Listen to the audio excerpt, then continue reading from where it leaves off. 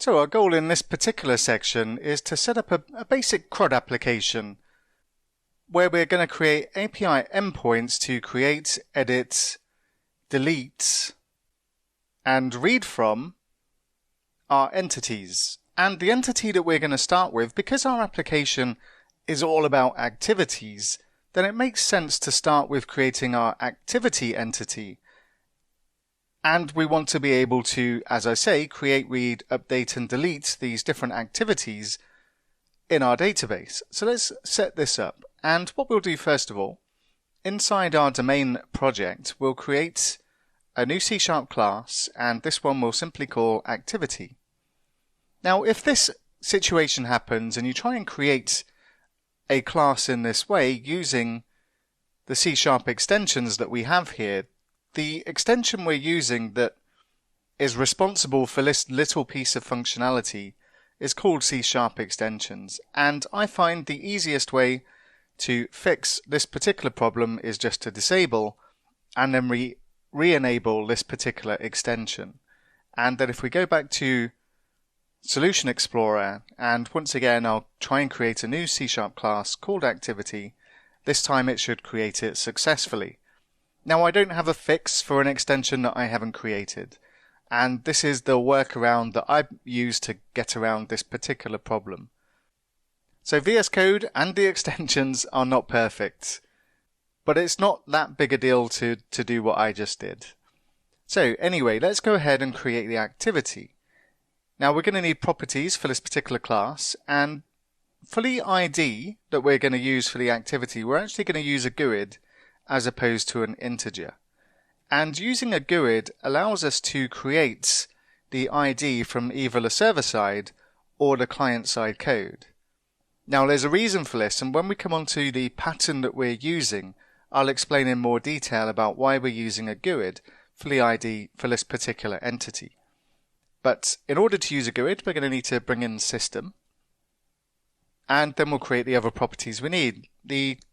Another property we need is a string for the title, and we'll also add another string for the description, and we'll add another string for the category, and then we'll add a date time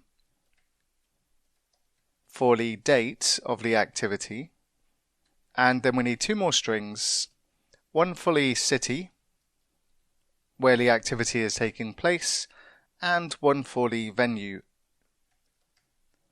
And this is our activity class. And what we need to do is we want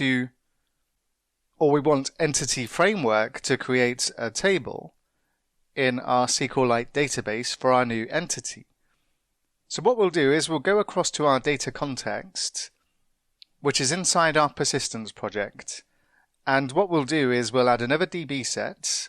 So we'll say DB set of type activity, and we want to call this particular table activities. And then what we can do is go ahead and create our new migration.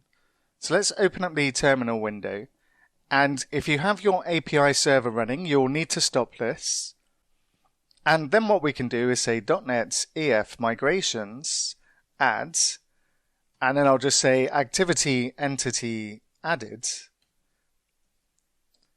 And then we'll specify the project that contains our data context. So this is persistence. And then we'll add the S switch for our startup project, which is the API. And I'll press return. And this goes ahead and creates the new migration.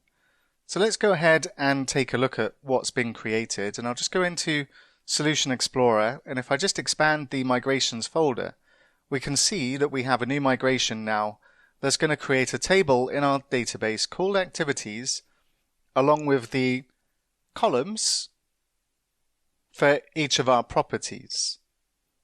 And because we called the ID, then this is going to be what's used as our primary key for this particular table.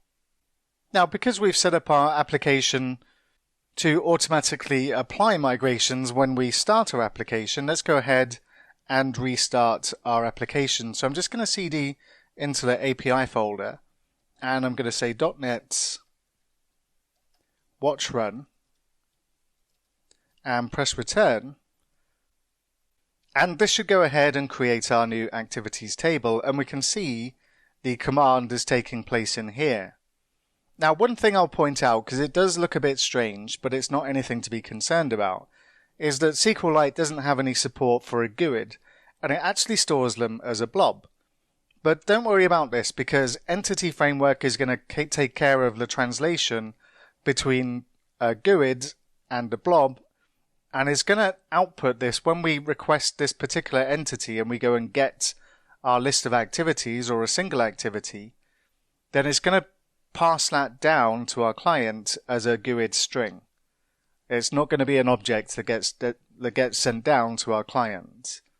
So if we go and take a look at our SQLite database, and I'll just need to open the database, and I'm just going to go into the command shell and say SQLite open database, choose reactivitiesDB, and then in SQLite Explorer I should see that I have my activities table inside my SQLite database.